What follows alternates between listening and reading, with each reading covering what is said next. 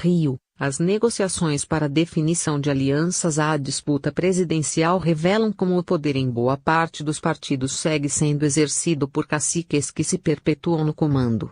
Levantamento feito pelo Globo com base em dados do Tribunal Superior Eleitoral TSE mostra que 15 das 35 siglas registradas têm presidentes eternizados no cargo. Para especialistas, essa prática mostra falta de democracia interna e controle da burocracia por oligarquias.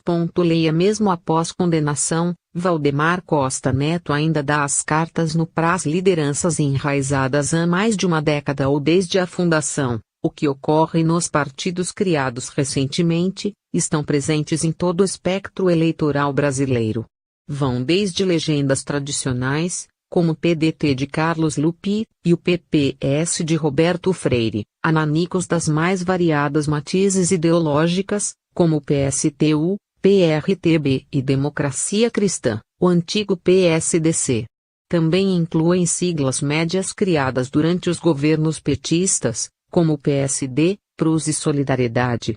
Juntas, essas 15 agremiações receberão 20% dos valores destinados aos fundos partidário e eleitoral em 2018, cerca de R$ 474 milhões. O caso do pedetista Lupi é emblemático. Herdeiro político de Leonel Brizola, assumiu o controle do partido após a morte do ex-governador do Rio, em 2004.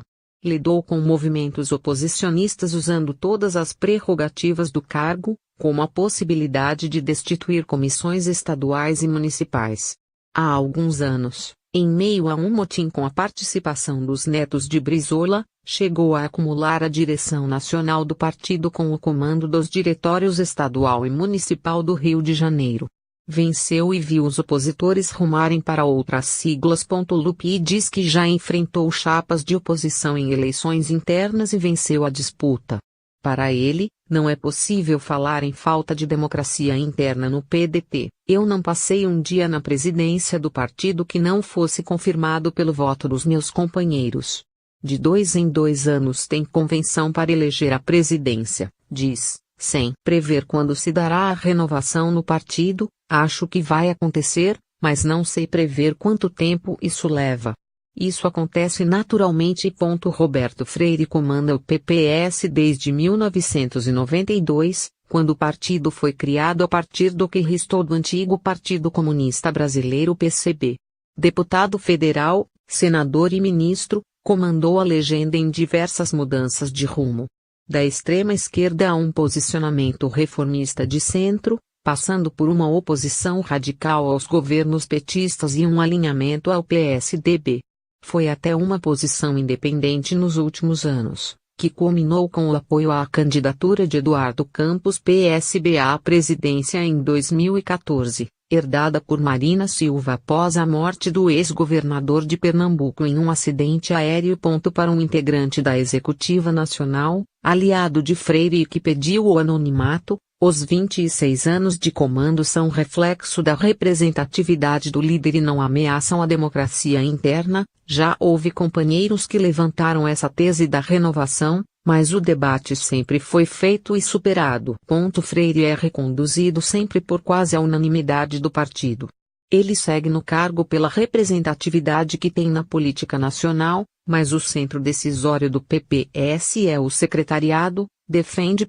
Para o sociólogo Paulo Bahia, professor da Universidade Federal do Rio de Janeiro UFRJ, a permanência de lideranças por décadas no comando de partidos mostra falta de conexão com a sociedade. Isso é sintoma de que os partidos não têm democracia interna.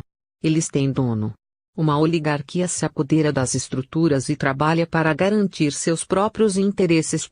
Se a falta de renovação no comando é um cenário comum em siglas históricas, o mesmo ocorre nas mais recentes. Criados entre 2011 e 2013, PSD, PRUS, Solidariedade e Patriotas são controlados até hoje por seus articuladores.